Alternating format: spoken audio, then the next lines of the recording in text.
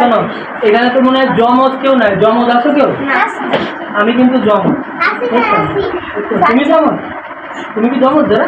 ও তোমার ভাই না বোন আছে? বোন। তুমি জমজ?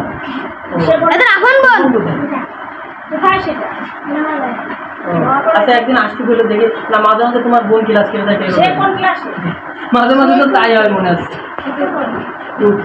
আচ্ছা আমি কিন্তু জমজ, আমি শোনো, আমার নাম তো শুভ। ওই শান্ত তো আমাদের স্কুলে পড়ে, শান্ত না, আমার জমজ ভাইয়ের নাম হলো শান্ত। আমি যতটা মনে করো ভালো স্টুডেন্ট, আমি আবার একটু আন্দোলন ছিলাম।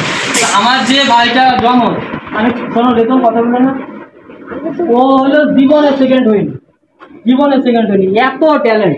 এসএসসি পরীক্ষায় পুরো যশোর বোর্ডে ফার্স্ট হওয়া, পুরো যশোর বোর্ডে ফার্স্ট হওয়া, পুরো যশোর বোর্ডে ফার্স্ট হওয়া প্লাস 2007-এ যখন আমরা এসএসসি পরীক্ষা দিই এরকম রেজাল্ট করে, তখন প্রধানমন্ত্রী খালেদা জিয়া নিজের হাতে ওরে চিঠি লিখে দিচ্ছিল যে বাংলাদেশে এই একটা সম্পদ হবে, এর আপনারা যত্ন করে রাখেন। এত মেধাবী, আমি বহুত মেধাবী স্টুডেন্ট করেছি, কিন্তু আমার ভাইয়ের মতো মেধাবী স্টুডেন্ট আমি দেখিনি। কম্পিউটার হাতের লেখা, মানে যে কি হাতের লেখা, কম্পিউটার টাইপ করে। আমার ভাইয়ের কিছু কথা বলবো, ক্লাস 5-এ আমি পড়ি, বুঝছো? আমি আবার এই জন্য একটু বান্ধব, অত মানে ওর মতো অত ভালো কিন্তু বাইরে খেলাধুলা করে ব্যাপার নিয়ে। আমার যে জমজ ভাই ওরা ছাড়া কিছু বুঝি টেবিলে চলছে। আমরা ছোটকালে আলিফ লাইলা হতো, আমাদের তো এত চ্যানেল ছিল না, ইউটিউব ছিল না, ম্যাডাম আলিফ লাইলা দেখতো, আলিফ লাইলা হতো, ঠিক আছে, আলিফ লাইলা দেখতো, কিন্তু শুক্রবার আলিফ লাইলা হতো।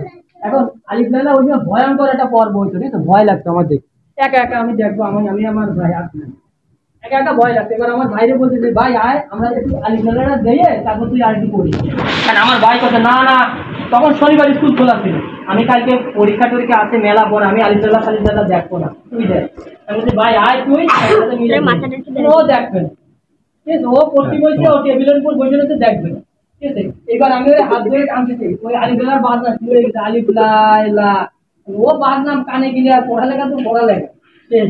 ওরে আমি হাত ধরে ডাকতেছি, ও আমার ভাই আবার মোটা যাবে, জমা হলে একটু মোটা যাবে, ওর হাত ধরে আমি ডাকতেছি, ও এবার দাঁড়ায় ধরে মারতে ঘুষি, আমার দাঁত এই ছেলেটা নাই, এমন ঘুষি মারছে, ঘুষি খাই আমি খাটের উপর পড়ে গেল, আমার মানে কোনো ঘুষি না, একবারে বেউস, একদম বেউস। তো আমি কয়েকদিন আগে আবার ওয়াজ শুনে আসছি মসজিদে যাই, হুজুরের কাছে, আব্বার কাছে আমি ওয়াজ শুনে আসলাম, হুজুর ওয়াজ করছে, বেশ হলো সাদা, বেশে আপনারা জানেন বেশ হলো পবিত্র জায়গা, সাদা জায়গা, যারা ভালো মানুষ তারা যায়, আর দোজক হলো কালো, কালো পোশাক, অতল বহর।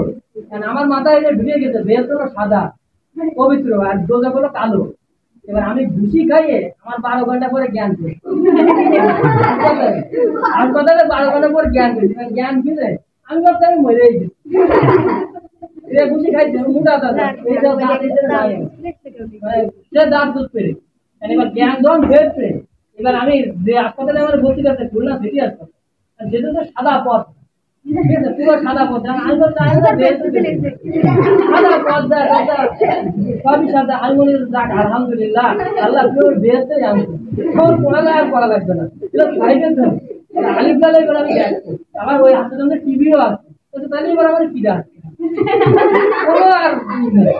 আমার যে ভাই আমার মারছে মোটা থাকে, দরজা খুলে আসছে, ওর গায়ে কালো একটা গেঞ্জি, কালো গেঞ্জি করে ভিতরে ঢুকছে। এবার আমি বুঝছি ও দোজক, কিছু করে আমি মাফ করবো না, ওর তুই আমার খুন করছে, এই কারণে তুই দোজক খেয়ে দিচ্ছিস, কালো পোশাক সত্যি,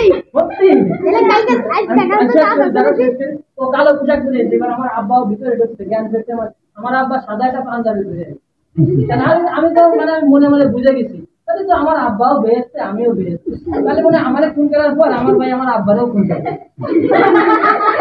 আমি আব্বার আব্বা তোমারও খুন করবো, এত খারাপ ও। এবার শান্তি শুরু হবে, আমি কালো পোশাক পরা তুই দোজক যা, আর আমার আব্বা আমার মনে করছে মনে ঘুষি ঘুষি খায় পাগল, মাথায় হাত দিয়ে ধরছে, কিন্তু বাবা তুমি চুপ করে বসে, আমি আর বলবো কেন, তুমিও বেশ আমিও বেশ, চলো আমরা এখন উঠবো,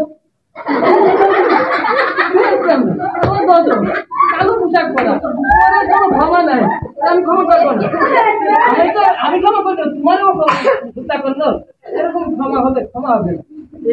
এবার ওই জানলার কাছে যে কলা, ঠিক আছে, এবার আমি জানি বেঁচে যা পাবো তাই হবে। এবার আমি কলার দিকে তাকাই করছি, কলা আমার হাতে চলে আসে, বাতাসে একটু নোট দিচ্ছি। এই গল্পটা ছোট বাচ্চাদের কাছে কইছি, আমি একটা দরজার দিকে তাকাই করছি, কলা হাতে আসে, এর ভিতরে একটা স্যার আসবো, এই নার্সারির একটা বাচ্চার নাম হয়ে গেছে কলা। দেখলি সবাইকে কলা। শোনো শোনো, এইখানে এই কথাটা বলার কারণ, এই ঘটনাটা বলার কারণ কি, আমার ভাইটা খুব মেধাবী ছিল। পরে আমার সবাই ঠিক আছে, আমার ভাইটা 5, 6, 7, 8, 9, 10 পর্যন্ত জীবনেও সেকেন্ড হয়।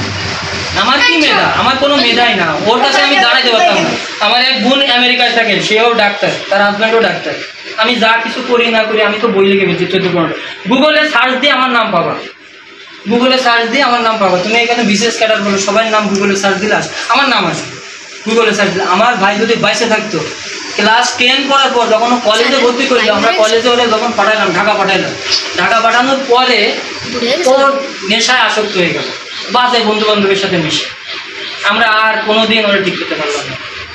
ঠিক আছে, আমি এই কারণে সঙ্গটা খুব ভয় পাই।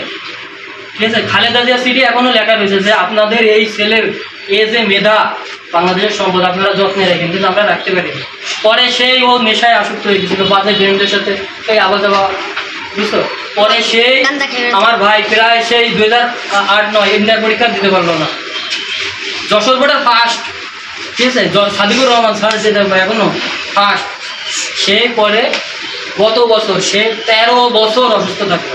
আমাদের বাসায় যে কত টাকা খরচ হয়েছে ওরে নিয়ে, কোনোভাবেই আমরা সুস্থ করতে পারিনি।